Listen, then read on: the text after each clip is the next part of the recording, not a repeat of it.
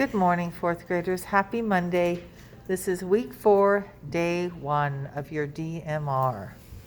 Okay, first of all, when you have word problems, remember to use your cubes, which is C for circling all important numbers, circling, underlining the question, boxing in the key words. When it says total, that means what? Okay, so I'm going to give you an example of what we do with fractions. Adam ate 1/1500ths of an apple pie, and Johnny ate 6/10ths of a peach pie. How much pie did Adam and Johnny eat in total? Okay, so first thing you're going to do is take 15/100ths plus 6/10ths. Those are your two fractions right here. Remember, we cannot add or subtract fractions with different denominators. Different denominators. Okay, what are the denominators in this one right here? We have 100 and we have 10. One of the easiest ways to fix this, to make it the same denominator, is you're going to add a 0 to this one. Now they are both 100. What you do to the denominator, or the bottom, you do to the top, which is the numerator. So you're going to make this a 0 also. Now you can add the numerators. 15 plus 60 equals what? And then your bottom denominator stays the same. You do not add these two together. Okay? That's number 1. Number 2, how many common factors do 12 and 16 have? So list the factors for 12. List the factors for 16. Is 1 a factor for 12? Yes. Is 1 a factor for 16? Yes. Okay. What other factors? Just go down the list. What are your factors for 12? And you need to have commas here, because if you don't, it's going to look like one huge number. Okay. So list the factors. And then what you can do is, these are not multiples, these are factors. So 1 times 12 is 12. So your first one for this will be 12. Your last factor for 12 would be number 12. Your first factor for 16 would be 1. Your last factor would be 16, because 16 times 1 is 16. Now, what other factors do you have?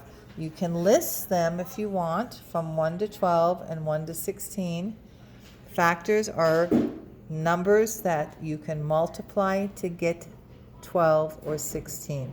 Then you need to circle all of the ones that are common in both. So I've done this part for you. So obviously you're going to circle those two. They are the same. Are 12 and 16 common factors? No. So you will not circle those. Okay? Number 3. What are the first 7 multiples of 8? Multiples are 7 times 1 is 7. 7 times 2 is 14. And continue on, and you must list all 7 multiples of 8. I'm sorry. The multiples are of 8, not 7. So 8, 16. Okay, you need to list 7 multiples of 8. What is another way to represent decimal 32? Okay, you need to look at your place value for your decimal chart that you have. If you don't remember, we have decimal 32. When you do this, you know these are whole numbers over here, ones, tens, hundreds, thousands.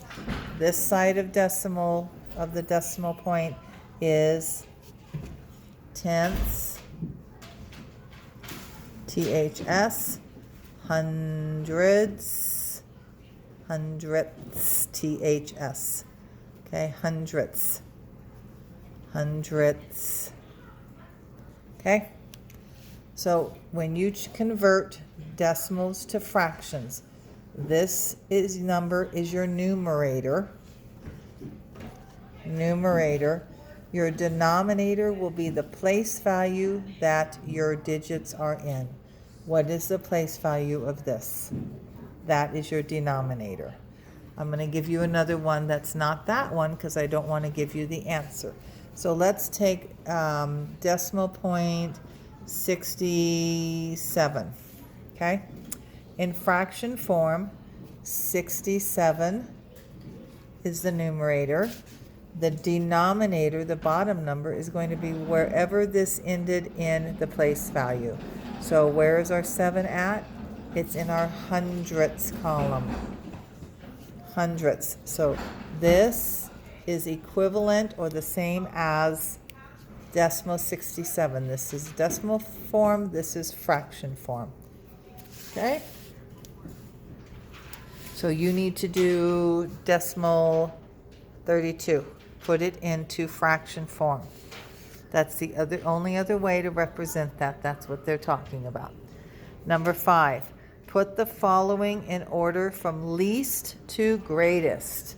Okay, so if you want to, you could probably place all of these on your place value chart. You could do this on scratch paper, or you could thousand, A-N-D-T-H-S, thousandth. Okay? So look at all these numbers we have. Okay. Let's place them. Okay, decimal 21, decimal 02, decimal 27, decimal 01, decimal 1, decimal 30. Okay, they're listed on our place value.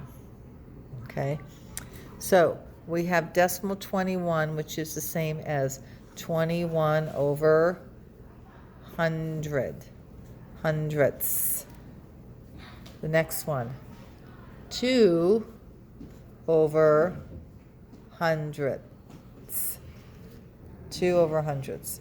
The next one is 27 over hundredths, okay?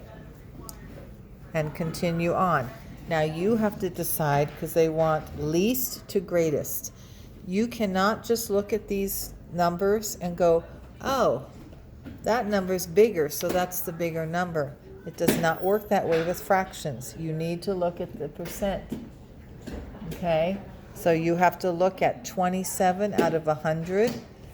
Is that a bigger number or less number than 2 out of 100?